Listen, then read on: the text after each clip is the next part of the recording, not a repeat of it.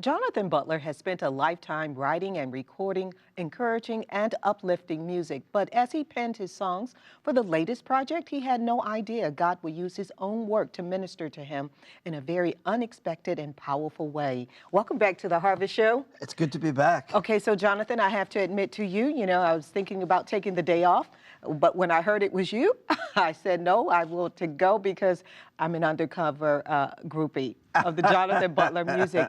But you're joining me now to talk about your latest project. Yes. It's called Free. Yes. Where does it come from? Because I know you have a backstory. I was glad to hear that you were okay. Yes. But tell us about it.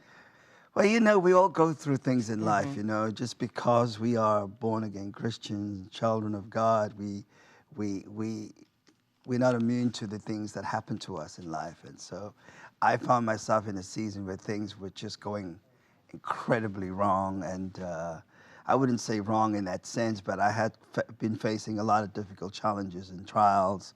And one is also, if you look at the CD cover, the actual artwork of me standing on the mountains over there. Yeah, looks like you're in a desert. I was, as a matter of fact, I was in San Diego that morning because our son was, diagnosed bipolar. And so he was suicidal, so we had to rush to his aid because he was about to hurt himself. And so I had to drive from my son to do the photo shoot. And one of the songs on this record is a song that God gave me like 5 a.m. in the morning, Be Encouraged. And little did I know that Thursday night that my house would be on fire and I would suffer second-degree burns and with my granddaughter in the house. And I found myself sitting on the sidewalk, holding on to my granddaughter and calling 911 and calling the fire department to come in. And just, when you're in a place in your life where you think it just can't get any worse and things happen. And at that point, I was like, God, I don't really care about possessions or anything. Let it go up in flames, God, but I'm going to hold on to you. And the Friday morning, I had to fly to El Paso to start my new worship program because I became the worship leader of the church in El Paso. Oh, good. So the enemy was trying to stop me from going to El Paso, but I ended up going to El Paso, and what happened next was that was a place of healing for me, a place of restoration, a place for me to regroup and be encouraged to. And yeah, I'm leading people in worship, singing these songs, and telling them the stories. And yet you're going through your own. Yes. So a lot of Christians, sometimes we tend to go one of two directions. We either feel abandoned by God, and so we abandon him, or we surrender to him. But it seems like you surrendered. Well, the Bible says the name of the Lord is a strong tower. The righteous run in and are safe. So for me, the timing of Bishop's son calling me to take over this post in El Paso was the perfect thing for me because, first of all, I love the family in El Paso. And so it was God assigned appointment for me to do that. And so for about 1.5 years, I was leading worship there. And like I said, the house of God is a place of safety as well. So I felt safe there. I felt like, I had so much stuff going on in my life. Abandonment, the loss of my 2 sisters in 1 year. Wow. And my son having his own issues. And having to go through so many transitions that I didn't understand.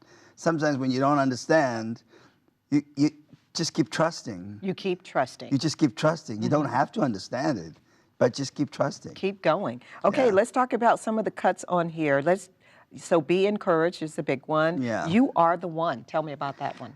You Are the One. It's praise at its best for me because I'm South African, and if you want to feel what South Africans do when they praise, that's what we do. Because in South Africa, the 90-year-old ladies, the 85-year-old ladies are the first one running around the church and dancing and singing. Okay, so that's where I get that from. Yeah, exactly, exactly. I mean, for me, the greatest thing of being in church in South Africa is seeing the 95-year-old lady just get up, and she is completely just into praise and worship, So that is kind of and it's also a new sound. For me, I'm kind of also looking at a new praise sound that is, well, we all, you know, there's all different artists out there in gospel. There's all different genres of gospel music.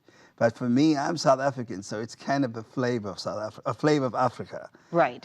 And I think that's what listeners have come to expect from you. Yeah. We can get a little of that flavor there, Yeah. but you're saying even for you, it's a new sound. Yeah, and you know, just letting it happen and having that freedom to put it on a CD, because you know, sometimes I feel like that's what the Lord wants to do. He wants to pour new wine into a new wineskin, and sometimes it's a little different for people. Like, oh well, you know, it's not your usual Hillsong or whatever. It's not your new, but there is a new sound, and I think God, being creative as He is, has given all of us a little bit of a taste of that. I want to do that. I know. What's it like when you're singing your music, when you're singing, you know, songs from Free, and you hear the audience singing back to you or back or with you? What's that like? It moves me because, you know, at first I tell them the stories of the songs. And then, again, you know, the whole thing about this album, even being in your hand, was tough for me to make. It was really a very difficult time in my life to make this record. I mean, like I said, I've gone through separation, abandonment, all that stuff has happened to me. And I found myself alone. I found myself all alone, just me. And I've got grown kids. My kids are in their 31, 27. And yet you felt alone. And I felt, you know, I was in my house by myself every single day.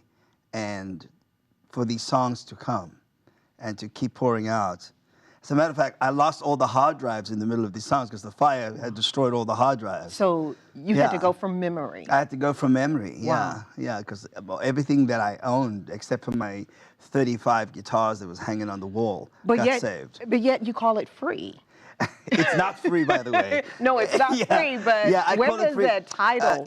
Free is actually a title. It's the title track, and I'm one of 12 kids, so it's kind of a parallel story of Joseph being sold by his family and becoming a great man at the end of this day. And at the end of the day, he sees his brothers and sisters and he weeps.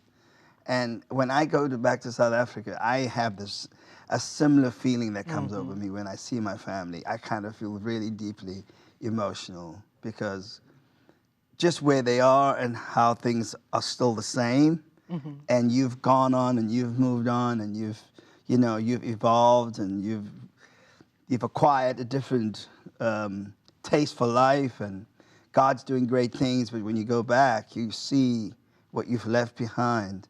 So I wanted to write about that in the song.